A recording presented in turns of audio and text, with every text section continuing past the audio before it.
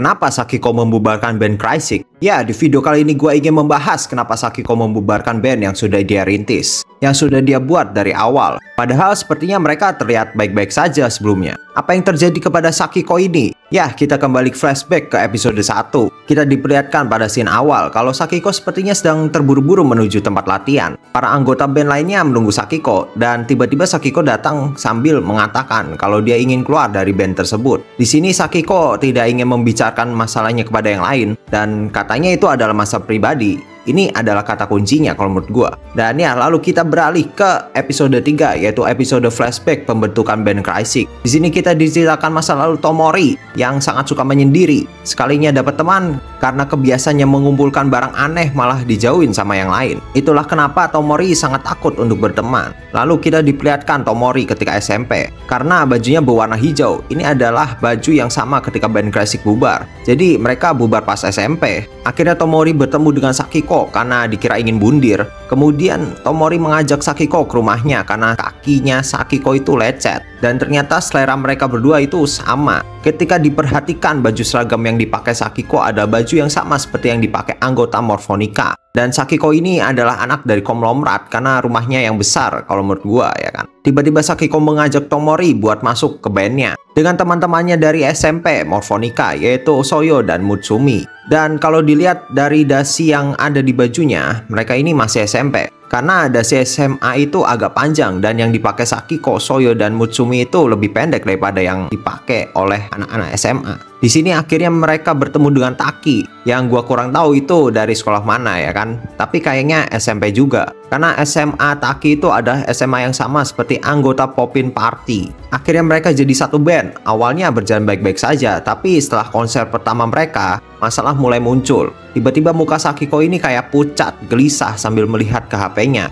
Gua nggak tahu itu ngeliat apaan, ya kan. Nah, sekarang bagian yang tadi ditunjukin di episode 1 nih. Di sini Soyo bilang, apa Saki-chan hari ini tidak datang juga ya? Berarti Sakiko ini sudah menghilang berhari-hari. Akhirnya Sakiko datang dan tiba-tiba langsung keluar dari band itu. Tapi ini gila, karena Sakiko keluar, semua anggota bandnya langsung bubar sambil berantem lagi. Seperti yang gue bilang di awal, Sakiko ini tidak ingin memberitahu masalahnya. Jadi mereka ini masih miskomunikasi gitu loh. Masih tidak tahu kenapa Sakiko tiba-tiba keluar dari band itu. Karakter Mutsumi ini malah memperkeruh keadaan dengan kalimat, "Aku sekalipun tidak pernah merasa senang berada dalam band ini." Yang artinya Mutsumi ini sepertinya terpaksa masuk ke dalam band tersebut. Dan ya, akhirnya waktu pun berlalu dan Tomori akhirnya lulus dari SMP. Dan ternyata Sakiko masuk ke SMA Roselia. Ya, sebenarnya sudah ada beberapa keanehan di sini. Padahal seperti yang kita tahu, kalau sekolah dari Morphonica ini ada sekolah yang sudah satu paket gitu, dari TK sampai SMA. Tapi Sakiko memutuskan untuk keluar dari sekolah itu dan memilih sekolah Roselia. Kita langsung lompat ke episode terakhir. Di sini bisa dilihat, ternyata Sakiko bekerja sebagai call center. Padahal di episode awal kita diperlihatkan seberapa kaya Sakiko ini. Tapi sekarang malah bekerja sebagai call center di sebuah perusahaan. Dan ya, Sakiko pergi ke rumah Matsumi.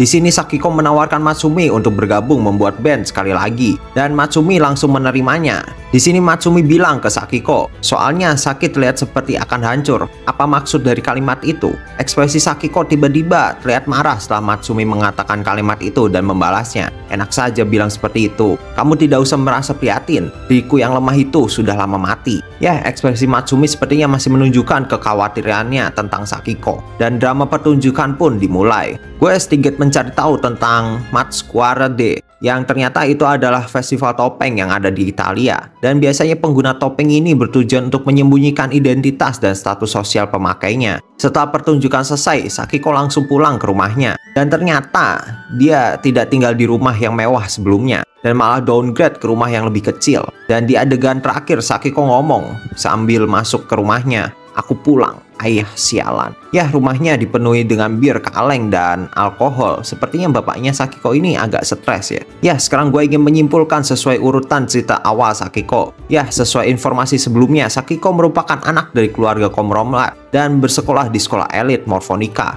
Dan tiba-tiba mendapatkan kabar buruk setelah dirinya melakukan konser. Dengan bukti ekspresi dan informasi yang tidak diketahui teman-temannya, Setelah konser itu, Sakiko menghilang beberapa hari dari sekolah dan latihan band mereka. Dan sekalinya hadir malah keluar dengan alasan masalah pribadi. Semua anggota tidak tahu apa masalah yang dihadapi Sakiko sekarang. Tapi kemungkinan yang tahu keadaan Sakiko hanyalah Matsumi. Karena dari awal episode, dia selalu bersama dengan Sakiko. Dan di episode terakhir, seperti Matsumi tahu keadaan yang sebenarnya. Sakiko bekerja di sebuah call center yang sepertinya tidak mungkin anak konglomerat melakukan hal tersebut. Karena seharusnya Sakiko mewarisi usaha yang dimiliki keluarganya. Dan sekarang kita tahu kalau Sakiko tinggal di sebuah rumah kecil yang dipenuhi oleh alkohol di lantai yang kemungkinan diminum oleh bapaknya. Di sini gue berspekulasi kalau keluarga Sakiko ini bangkrut ketika Sakiko membuka HP setelah konser itu. Dan dia tidak bisa bilang ke siapapun karena di sana dia masih mempunyai pride yang sangat tinggi. Ini juga bisa dilihat di episode terakhir ketika Matsumi ingin menawarkan bantuan kepada Sakiko, tapi malah ditolak. Ini adalah kemungkinan paling besar kalau keluarga Sakiko itu bangkrut. Tapi gue masih punya satu teori lagi kalau misalnya orang tuanya itu cerai, tapi ini gue rasa kemungkinannya kecil karena Sakiko malah ikut bapaknya.